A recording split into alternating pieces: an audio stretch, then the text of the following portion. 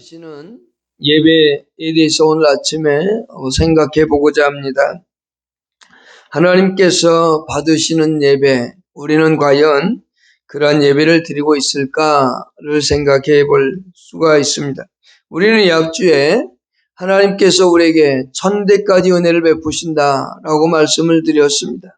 하나님을 사랑하고 하나님의 말씀대로 사는 사람들, 계명을 따라 사는 자들에게 천대까지 은혜를 베풀어 주시는 하나님에 대해서 살펴보았습니다. 그런데 그 하나님을 사랑하고 그 계명을 지키는 가장 기본적인 게 무엇인가라고 할 때 그것은 하나님께 우리가 예배하는 것이다 라고 말할 수 있습니다. 그러면 우리가 한번 생각해 볼 필요가 있습니다. 우리는 과연 1년에 예배를 몇 번을 드릴까를 생각해 보죠. 주일 낮 예배, 오전 예배, 그리고 오후 또는 저녁 예배 둘 중에 하나를 드린다 치고 주일날 2번 또는 수요일날 밤까지 드리면 3번을 드립니다. 그러면 1년에 몇 번을 드리냐? 156회를 드립니다. 그러면 156회를 우리가 드린다 그러면 10년 동안 신앙생활에 있으면 1560회를 드렸습니다.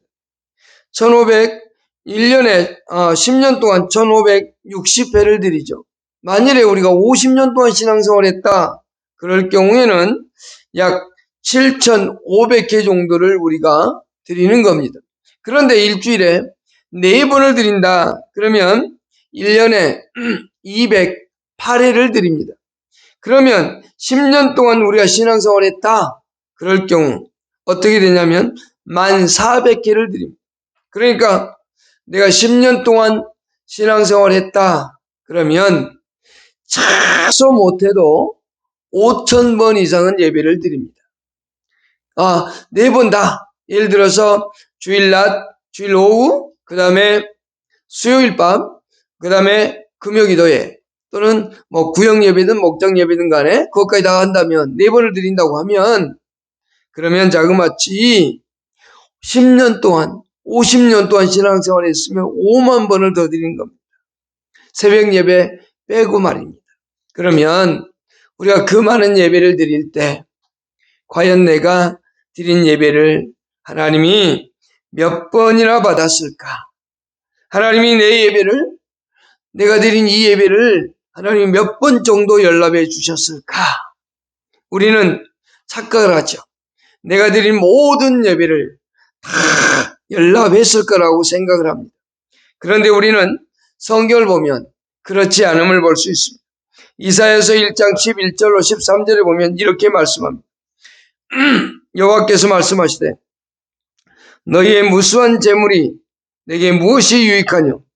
나는 수양의 번제와 살찐 짐승의 기름에 배불렀고 나는 수송아지나 어린 양이나 수염소의 피를 기뻐하지 아니하느니라.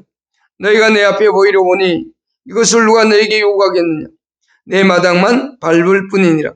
헛된 재물을 다시 가져오지 말라. 이렇게 말합니다. 이사야 선지자를 통해서 말하고요. 또 아모스 선지자를 통해서도 말합니다. 스가랴 선지자를 통해서도 말하고요. 구약 성경에 상당히 많은 부분 또한 하나님께서 예배를 받지 않음에 대하여 이야기합니다. 오늘 우리는 역대상 16장 29절 말씀을 읽었습니다. 이 본문의 말씀은 다윗 왕이 하나님의 법궤를 다윗성에 옮겨놓고 난 다음에 하고 있는 말씀입니다. 그 말씀 가운데 하나님의 법궤를 다윗성으로 옮긴 후에 감사 찬양하면서 온전히 하나님께 합당한 영광을 돌리라 이렇게 말씀하고 있고 요한복음 4장 23절과 24절에서는 영과 진리로 예배하는 자를 하나님이 찾으신다. 그리고 예배하는 자는 반드시 영과 진리로 예배할 것을 말씀해 주고 있다라는 겁니다. 그렇다면 하나님께서 받으시는 예배가 과연 어떤 예배일까? 우리는 한 번쯤 생각해 봐야 됩니다. 내가 과연 드리는 예배, 내가 매 주마다 드리는 예배가 하나님이 정말로 연락하는 예배인가를 생각해 봐야 됩니다. 그런데 먼저 우리가 예배를 드릴 때 꼭 기억해야 되는 게 있습니다. 그것은 뭐냐면 요한복음 4장 23절에서 하나님은 예배하는 자를 찾으신다라고 말씀합니다. 이렇게 말씀하고 있는데 아버지께 참되게 예배하는 자들은 영과 진리로 예배할 때가 오나니 곧 이때라. 아버지께서는 자기에게 이렇게 예배하는 자들을 찾으시느니라 라는 겁니다. 하나님이 원하시는 예배, 영과 진리로 드린 예배인데 무엇보다도 하나님 그 예배 속에서 예물이나 어떤 의식이나 어떤 형태를 원하시기보다는 먼저 예배를 드리는 그 사람을 찾고 있다는 사실을 우리는 기억해야 됩니다. 내가 예배하는 사람인가? 내가 하나님께 정말로 영과 진리로 예배를 드리고 있는 사람인가? 라고 하는 겁니다. 여기서 영과 진리로는 말은 영 안에서 진리 안에서 드린다는 뜻을 갖고 있습니다. 그래서 그 말이 무슨 말이냐면 성령의 인도 아래서 하나님의 말씀대로 예배를 드리는 사람을 말하고 있습니다. 바로 우리가 신령과 진정으로 예배한다고 할 때, 영과 진리로 예배한다고 할 때 내가 성령의 이끌림 속에서 그리고 하나님의 말씀에 의거하여 예배를 드리고 있는가라는 질문을 먼저 해야 됩니다. 그런 자세로 내가 예배를 드리고자 하는가를 생각해야 됩니다.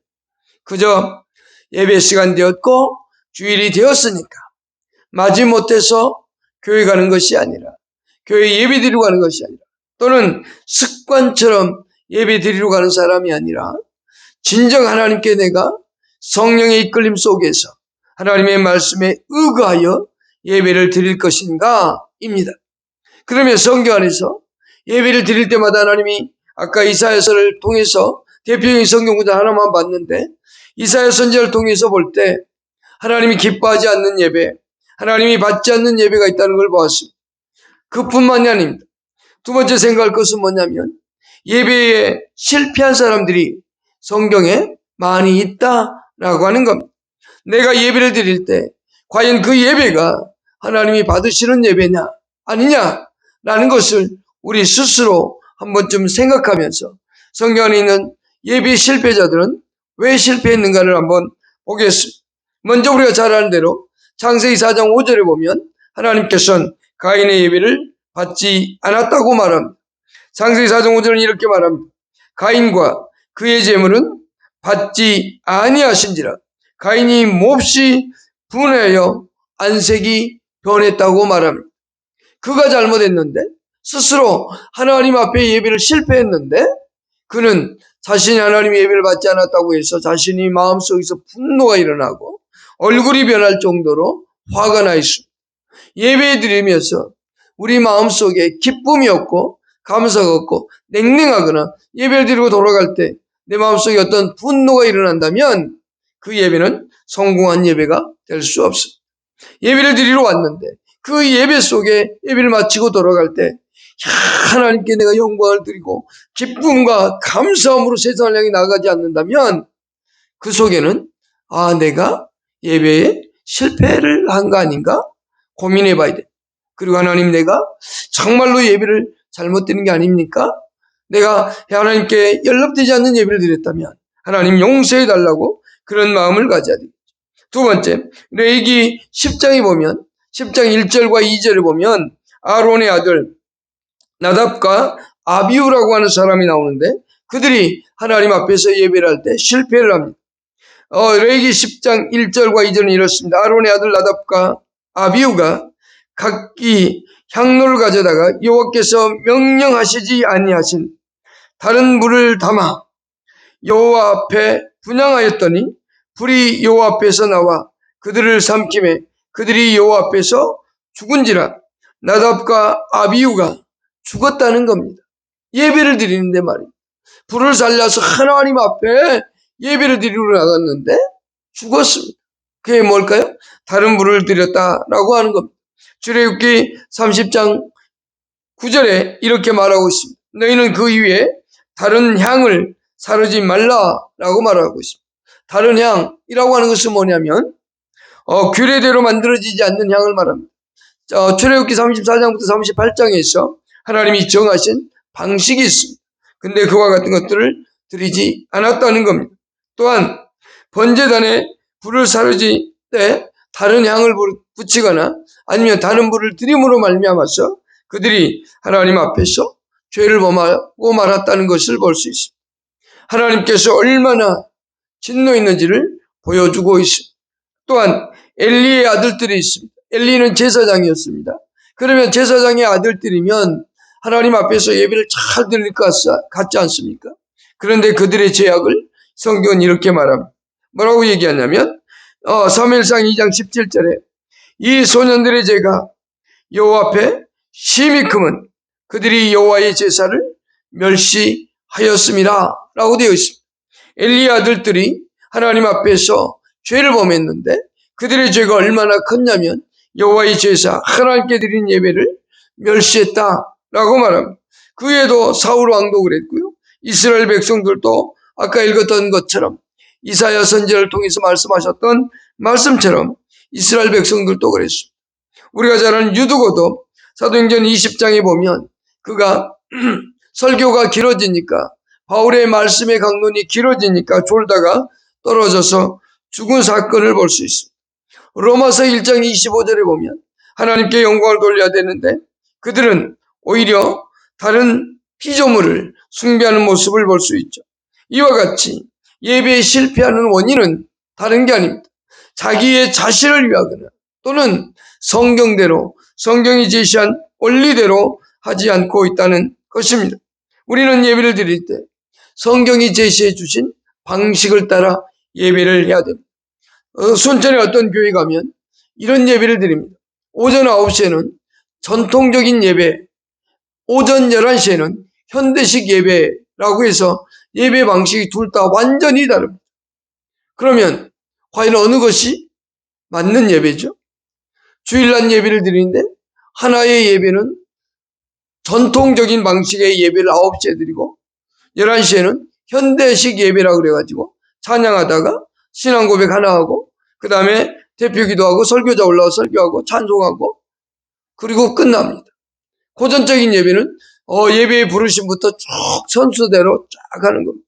그러면 9시 예배 드린 사람과 11시에 드린 사람의 예배 과연 어떤 것이 옳은 건지 헷갈리지 않을까요? 과연 어떤 것이 성경적으로 예배 드리는 건지 알 수 있을까요? 그들은 알지 못할 겁니다. 과연 우리가 드린 예배가 하나님 앞에 진정한 온전한 예배인가를 우리는 기억해야 됩니다. 교회 헌법에는 분명히 예배의 모범이라는 게 있습니다. 그래서 법으로 정해져 있습니다. 그 법으로 정해져 있는 예배 시간, 예배의 방식이 정해져 있습니다. 예배는 이렇게 드려라. 주일날은 이렇게 하라. 라고 다 정해져 있습니다. 그런데 그 방식, 그 법은 무시하고 자기들 임의대로 드린다는 거죠. 과연 하나님이 그런 예배를 받을까라고 하는 거죠. 그렇다면 예배를 드릴 때 우리는 어떤 준비를 해야 될까? 예배를 드릴 때 어떤 마음의 자세, 어떤 준비들이 우리 가운데 있을까? 하나님은 예배 드릴 사람에게 하나님의 영광을 드러내 보여준다고 말씀합니다. 하나님께서는 예배하는 자와 함께 하시면서 예배를 소중히 여기고 예배 드린 자와 함께 하는데 그 예배 가운데 우리가 준비하는 게 과연 무엇인가 라고 하는 거죠. 그 준비함에 대해서 우리는 살펴보고자 합니다. 먼저 우리 자신들을 성결케 함이 절대적으로 필요합니다. 사무엘상 16장 5절에 보면 사무엘이 이새의 집에 가서 얘기할 때 이렇게 말합니다.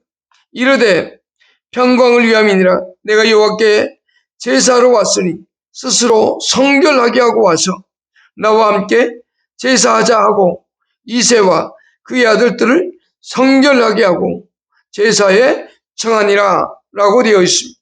하나님께서 우리에게 하나님 앞에 나올 때 우리 자신들이 거룩한 성결한 자세를 갖고 나오기를 원하십니다.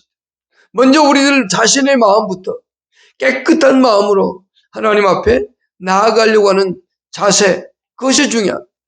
예배를 드리러 나아갈 때 우리가 어떤 윗분을 만나러 갈 때 또는 어떤 예식에 참석하러 갈 때 우리는 그 가기 전에 여러 가지의 준비를 합니다. 몸을 단정히 하고 여러 가지 준비를 합니다.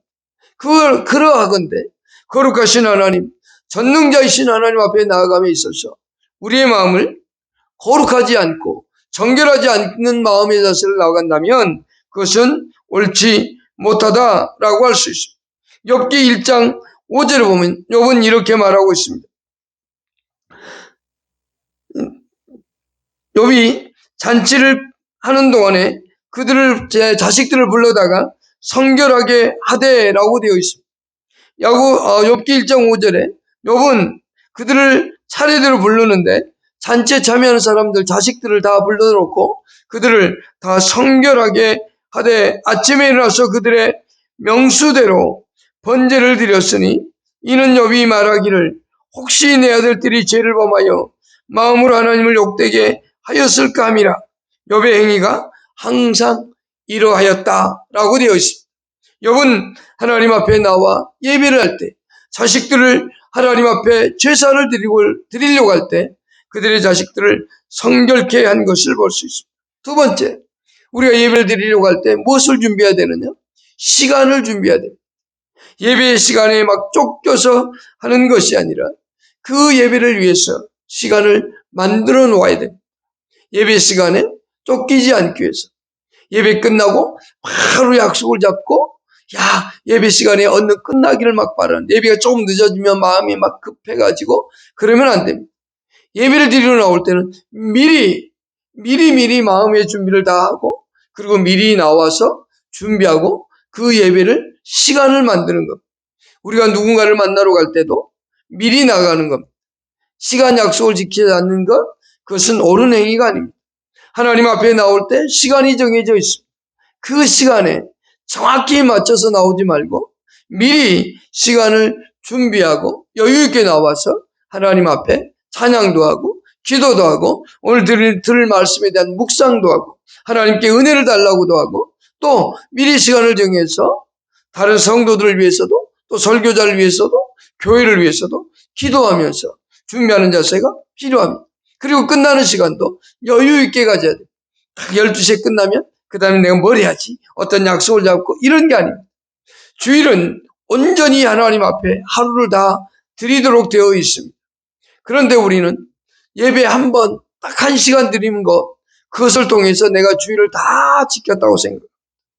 우리는 예배를 드리러 올 때 하나님이 받으시는 예배를 드리고자 한다면 성결한 자세도 필요하지만 시간의 준비가 절대적으로 필요함을 잊어서는 안 됩니다. 또한 하나님께 예물도 준비해 갖고 와야 됩니다. 신명기 16장 16절에 이렇게 말합니다. 너희 가운데 모든 남자는 1년에 3번 곧 무교절과 칠칠절과 초막절에 네 하나님 여호와께 택하신 곳에서 유아를 배웠고 빈손으로 유아를 배웁지 말고 각 사람이 내 하나님의 여호와께서 주신 복을 따라 그 힘대로 예물을 드릴지니라 라고 되어 있습니다. 하나님 앞에 나와 예배할 때 합당한 예물을 준비하는 것, 당연한 겁니다. 우리는 당연히 하나님께 드려야 될 것을 준비하는 것은 당연한 겁니다. 우리의 마음을 다 담아서 하나님 앞에 예물을 준비하는 겁니다. 11조를 준비하고 감사 예물을 준비하고 또 내가 주마다 이만큼의 예물을 드리겠다고 정했으면 그 예물들을 준비하는 겁니다. 또는 선교에 관한 마음이 있어서 선교를 하고 싶다, 그런 마음이 있으면 선교금도 미리 준비하는 겁니다. 미리미리 그와 같이 준비하는 자세가 필요합니다. 하나님 앞에 나올 때 빈손 들고 나오지 말라고 하신 이 하나님의 말씀을 우리는 꼭 기억해야 됩니다. 누가복음 21장 2절에 보면 과부가 두렙돈 드린 사건이 나옵니다. 그는 가진 것이 아주 조금 있었습니다. 그러나 그것은 자기 생활의 모든 생활비였습니다. 그런데도 구제하는 그 헌금함에 연보하는 헌금함에 연보를 했었습니다. 그때 예수님이 보시고 가장 많이 했다라고 말합니다. 성경적 원리는 헌금의 액수가 아닙니다. 하나님은, 그리고 예수님은 언제나 말할 때 퍼센트를 말합니다. 10분의 1 이렇게 말합니다. 그 사람이 가진 것에 어느 정도의 퍼센트를 드리느냐, 그것에 대하여 말씀합니다. 나는 많이 가졌는데 그 중에서 아주 조금의 퍼센트를 드리는 것은 다른 사람이 볼 때는 액수가 많을지라도 하나님 볼 때는 그것을 아름답게 보지 않는다는 겁니다. 우리는 하나님 앞에 예배를 드리러 올 때 그런 자세를 가지고 나와야 됩니다. 예배를 드리러 나오는 그 준비 자세가 이와 같아야 됩니다. 성결하게 하는 마음의 자세, 그리고 시간을 준비하고 내 옷이라든지 내 단정한 모습을 가지고 나오면서 예물 또한 미리 준비해 가지고 나오는 겁니다. 그런 자세가 필요한 겁니다. 그것이 바로 우리가 하나님 앞에 나올 때의 자세입니다. 왜? 하나님은 그 모습을 보시거든요. 우리가 창세기 4장 5절에서 하나님이 가인의 제물을 받지 않으셨다라고 할 때 그 말씀은 쳐다보지도 않았다고 제가 이 앞전에 말했고 누누이 말했습니다. 그 말은 무슨 말인가 하면 예배를 드리러 나올 때 그의 자세가 틀렸다는 겁니다. 그런 예배들을 나올 때 준비되어지지 않았다는 겁니다. 그저 그냥 아벨이 드리니까 마지못해서 드린 겁니다. 우리는 주일 예배를 드리러 나올 때 정말로 하나님 앞에 나올 때 하나님께서 받으시는 예배자가 되고자 하는 그런 준비 자세가 필요합니다. 그러면 이제 예배를 드리러 나와서 우리는 어떠한 행동들을 해야 되느냐? 예배를 드리러 나올 때 하나님이 받으시는 예배를 어떻게 드려야 되는가라고 하는 겁니다. 그것은 이렇게 예배를 드리면 됩니다. 어떻게 하냐면 믿음으로 하나님께 나아오는 겁니다. 이제 그런 준비를 했다면 이제 나올 때 무슨 마음을 갖고냐? 믿음으로 나오는 겁니다. 믿음으로 아벨은 가인보다 더 나은 제사를 드렸다고 히브리서 11장 4절과 5절에서 말씀하고 있습니다. 그리고 난 다음에 5절 4절에서 말씀하고 5절에서 에녹에 대한 믿음에 대한 이야기를 했고 6절에서 이렇게 말하고 있습니다. 히브리서 11장 6절은 이렇게 말하는데요. 믿음이 없이는 하나님을 기쁘시게 하지 못하나니 라고 되어 있습니다. 우리가 믿음 없이 하나님 앞에 나오면 하나님을 절대로 기쁘게 할 수 없습니다. 그러면 하나님께 예배를 드리러 나올 때 하나님이 기뻐하는 그 믿음은 무엇인가? 두 가지입니다. 성경에서 요구하는 그 두 가지를 요구합니다. 첫 번째, 하나님은 반드시 살아계시다는 것. 하나님이 살아계셔서 내가 이 예배를 드릴 때 하나님은 이 예배를 받으시는 분이라는 겁니다. 하나님은 살아계셔서 내가 예배드리러 나오는 그 걸음걸이를 다 보시고 있다는 겁니다. 이 믿음이 우리에게 있어야 된다. 두 번째, 하나님을 찾는 자에게 상을 주시는 자라고 말씀합니다. 그 말은 무슨 얘기냐? 하나님 앞에 나와 찬양을 드릴 때, 기도를 드릴 때 그 모든 것을 하나님은 받으신다는 사실입니다. 그리고 거기에 대한 대가를 지불해 준다는 겁니다. 하나님 앞에 예배를 드리러 나와서 그저 한 시간 때우다 가는 것이 아니라 이 예배는 하나님이 분명히 받으신다라는 그 믿음을 가지고 나와야 됩니다. 하나님이 이 예배 가운데 계시고 이 예배 속에 내가 찬양할 때, 내가 기도할 때, 내가 헌금할 때 그 모습을 다 보시고 받으신다는 사실을 믿는 겁니다. 찬송하는 그 순간, 기도하는 그 순간 하나님은 여러분의 모든 것을 받으신다라고 하는 겁니다. 또한 예배할 때 우리는 마음을 정결하게 하고 흐트러짐 없이 해야 되는 것을 잊어서는 안 돼요. 예배를 드릴 때 내 마음속에서 지금 다른 생각으로 가득 채워지면 안 돼요. 사탄은 우리를 예배 드릴 때 꼭 다른 생각이 들게 만듭니다. 분위기에 어떤 사람이 조금 시끄러운 소리 나면 거기에 신경이 쏟아지고, 또는 집에 내가 세탁기에 뭘 했나? 내가 예배 끝나면 무엇을 해야 되는데? 내가 예배 끝나면 어디 결혼식에 가야 되는데? 오늘따라 설교가 길어지네? 내가 예배 끝나면 누구하고 약속이 있는데? 여러분, 이런 마음을 싹 버려요. 그러니까 준비하러 올 때, 시간을 준비한다고 할 때는 예배에 전체적으로 집중하고자 하는 자세를 가져야만 되는 겁니다. 우리는 이 예배를 드릴 때 우리의 심령이 꼭 선결한 자세로 깨끗한 마음으로 하나님 앞에 나와 드리고자 하는 자세, 내 자신을 드린다는 생각을 가지고 나와서 하나님께 집중해야 된다는 생각을 해야 됩니다. 우리는 그와 같은 것이 절대적으로 필요합니다. 또한 세 번째는 예배를 드릴 때 하나님에 대한 생각을 좀 높여야 됩니다. 우리가 예배할 때 하나님의 이름을 거룩히 하기를 원하죠. 합당한 영광을 하나님께 드리라고 말했습니다. 그런데 우리는 하나님을 대할 때 어떤 생각을 하냐면, 여러분 찬양할 때 앞에서 인도하는 사람은 아주 열정적으로 찬양하는데 그 회중에 앉아있는 사람은 그저 그냥 따라가는 형태 정도로 합니다. 왜 그럴까요? 하나님이 대한 생각이 낮아요. 하나님은 위대하시고 전능자이신 하나님이, 그 하나님을 바라봐야 되는데 우리는 그렇지 않는 자세를 갖습니다. 우리는 생각을 높여야 돼요. 이사야 선지자가 6장에 보면 거룩하신 하나님을 보고 거룩하신 하나님을 높여드리죠. 그의 마음이 하나님께로 온전히 향하는 걸 볼 수 있습니다.